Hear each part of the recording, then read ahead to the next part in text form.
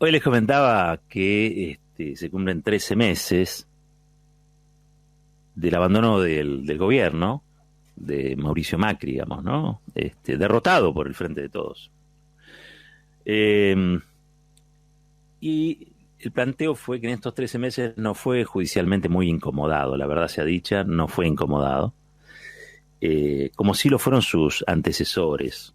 Me refiero a Cristina, a Fernando de la Rúa y a Carlos Menem. La idea me la dio, tengo que confesarlo, una nota publicada hoy en el diario Ámbito Financiero, que dice: Macri, récord, tras un año fuera del poder, eludió suerte de antecesores y no fue llamado a indagatoria. Ese es el título, y en su bajada dice: pese a que arrastraba denuncias de alto voltaje e imputaciones de varios de los miembros de su gabinete, 2020 cerró sin traspiés judiciales para el exmandatario, que pese a regresar a llano no fue convocado como imputado por jueces o fiscales. Espionaje y AFIP, los casos que más avanzaron, peajes, parques eólicos y el resto de las investigaciones en impas. La pregunta es si esto refleja impunidad, si esto es el reflejo del poder residual del macrismo en uno de los tres poderes del Estado, el menos democrático de todos, y me refiero al Poder Judicial, o si en realidad es el reflejo cabal de que Alberto Fernández y lo que viene a proponer con su gobierno es distinto a lo que practicaba en términos de prácticas mafiosas, de espionaje, el uso de los organismos públicos para perseguir opositores, Mauricio Macri. No sé con cuál de las dos versiones quedarme. Probablemente las dos versiones tengan que ver una con la otra. Probablemente haya un poder residual del macrismo en el ámbito del sistema judicial, y probablemente, casi diría yo con absoluta certeza, Alberto Fernández no practique, deteste, como buen profesor de Derecho, esas prácticas que el macrismo masificó en su momento. Es decir, Macri fue capaz de hacer una mesa político-judicial para perseguir opositores. Esto no lo estoy diciendo yo, esto es el resultado, el corolario, la conclusión a la que arriba la Comisión de Seguimiento de las Actividades de los Organismos de Inteligencia, que elevó un informe donde queda establecido que hubo una mesa político-judicial que coordinaba las actividades de la inteligencia de la AFI con jueces y fiscales adictos o adeptos al gobierno, y que el Ministerio de Justicia y Derechos Humanos, con Garabano al frente, coordinaba junto a Pepín Rodríguez Simón, bueno, todos los personajes del macrismo coordinaban acciones, también con periodistas, también con medios de comunicación. Todo eso no lo estoy diciendo yo, lo pueden ir a buscar a la versión taquigráfica de la comisión de seguimiento que encabeza Leopoldo Moro. Insisto, las prácticas allí detalladas son prácticas que no existen hoy. Una de las cosas que prometió Alberto Fernández en su discurso inaugural fue poner luz y eliminar los sótanos de la democracia, y tiene que ver con estas cosas, ¿no?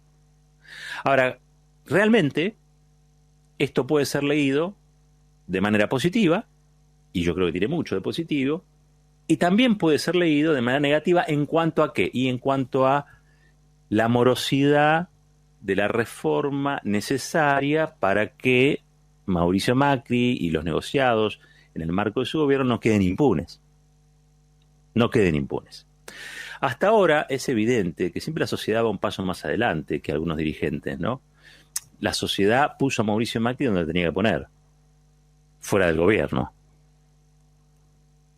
Si va a haber o no, como sí sufrieron sus antecesores, algún tipo de situación que lo involucre judicialmente en una condena, una sentencia, un proceso, bueno, eso habrá que seguir observando de cerca cómo evolucionan las causas. Pareciera, y esto sí hay que decirlo, que el Poder Judicial es incapaz de autorregularse.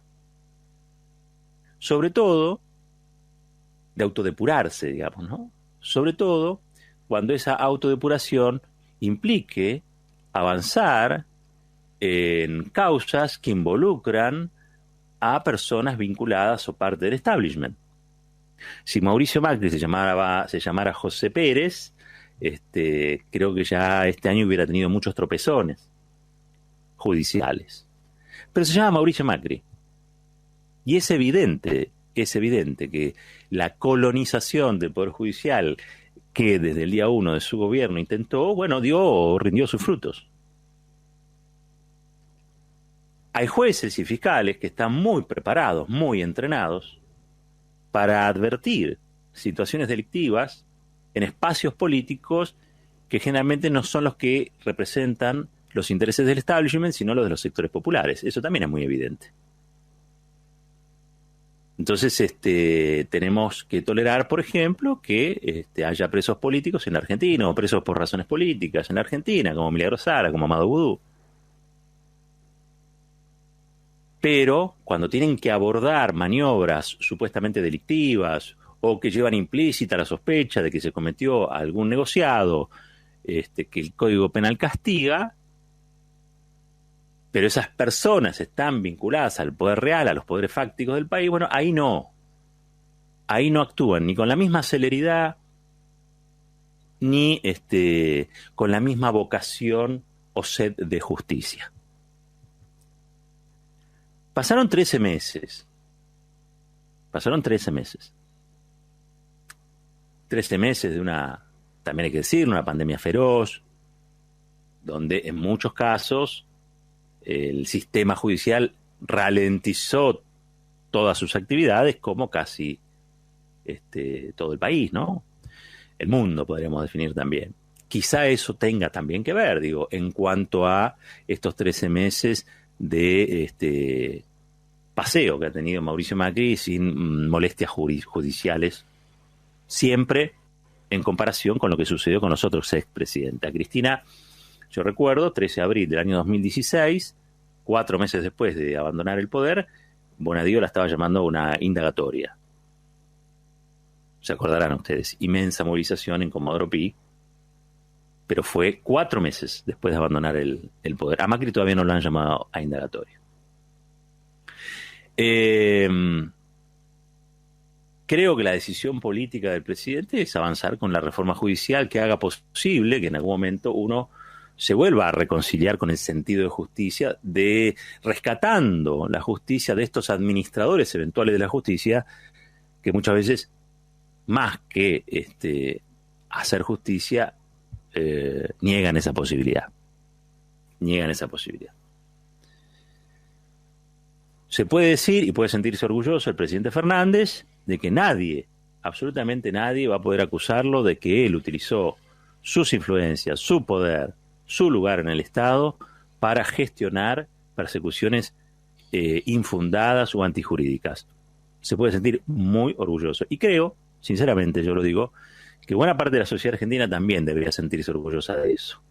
Hoy tenemos un presidente que no persigue a los opositores con el Código Penal, ni utiliza las agencias del Estado, tanto las de inteligencia como otras, la FIB o lo que sea, para perseguir a un espacio político determinado. Esa es una buena noticia. Pero claro, ¿qué hacemos con la impunidad? ¿Podemos seguir esperando que esta Corte Suprema, que este Poder Judicial, que estos jueces, que este fiscal? Yo hoy hablaba de Eduardo Casal, el procurador interino eterno, que como muchos otros, él y otros jueces y otros fiscales, alegremente van los 4 de julio a la Embajada de los Estados Unidos a festejar la independencia de un país extranjero, son los que en un punto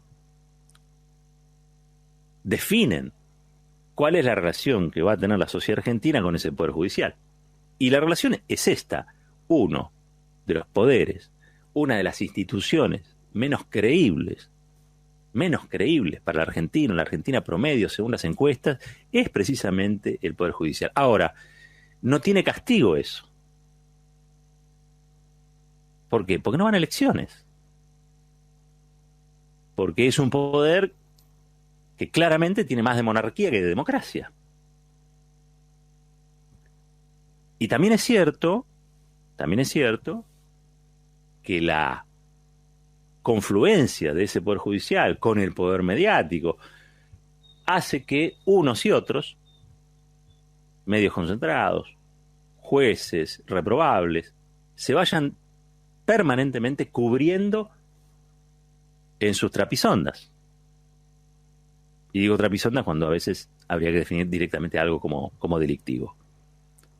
¿No? Porque en un punto, si hoy no estamos discutiendo que uno de los fiscales que persigue a la actual vicepresidenta está procesado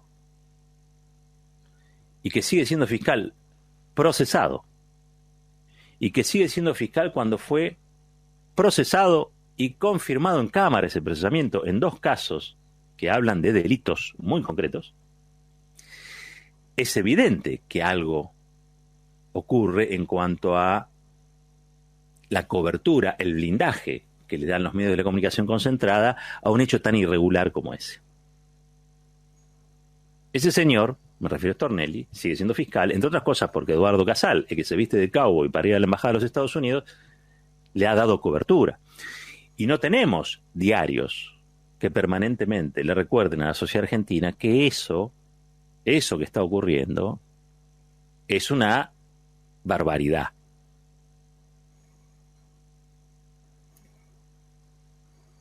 Hay que, me parece a mí, incorporar al análisis cada vez más la asimetría de poder entre el poder democrático y estos poderes constantes, permanentes o fácticos, porque nos hacen vivir una especie de democracia limitada o restringida al resto de los ciudadanos. Ciudadanos y ciudadanas. Así como ayer reclamábamos que se cumpla la Constitución Nacional, sobre todo la Constitución vigente con su reforma del 94, y que de algún modo u otro sean convocados a estas mesas, a este pacto social, al contrato social, usuarios y consumidores, para que se puedan opinar también sobre salarios, sobre tarifas, etcétera, etcétera, etcétera. Habría que decir hoy, y reclamar también, que esa asimetría sea corregida, y para eso el primer paso es que haya voluntad de corregir esa asimetría y que nos devuelva una democracia que sea una democracia vivible para todos y para todas, donde todos tengamos iguales derechos, idénticas obligaciones, y no nos sintamos, muchas veces, como nos ocurre, ciudadanos de segunda en nuestro propio país. Ciudadanos de segunda que si gobierna la derecha neoliberal puede ser perseguidos, puede ser justiciables, puede ser víctima de una lista negra, puede ser... No debiera ser así. Si se rompió el Estado de Derecho hay que restablecerlo. Y eso decía, es algo que Fernández hizo bien. Pero me parece que con eso no alcanza. Es necesaria una depuración lo más rápido que se pueda de ese poder judicial, porque el reflejo, 13 años después de que Macri se fue del gobierno, es que allí sigue contando con verdaderos aliados que garantizan su impunidad en algunas situaciones que, como todos sabemos, peajes, parques eólicos, el correo, el espionaje, etcétera, etcétera, etcétera, el blanqueo, María, todo eso, sabemos que han ocurrido hechos sospechosos que merecen ser investigados y que eventualmente merecen ser castigados con condena si es que se comprueba. Con Alberto Fernández no hay lawfare. Con Alberto Fernández no hay doctrina iursum. Con Alberto Fernández, y hay que decirlo y reconocerlo, no hay espionaje, ni intervenciones telefónicas, ni nada raro de lo que ocurrió en esos 4 años de macrismo. Y eso está muy bien, es para aplaudir.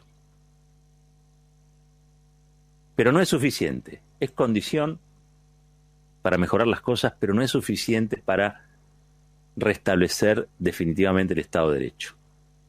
Hace falta una reforma judicial, hace falta restablecer la confianza de la sociedad en el Poder Judicial, hace falta que el Poder Judicial sea depurado. Y eso me parece que es una obligación también de la política. Decíamos,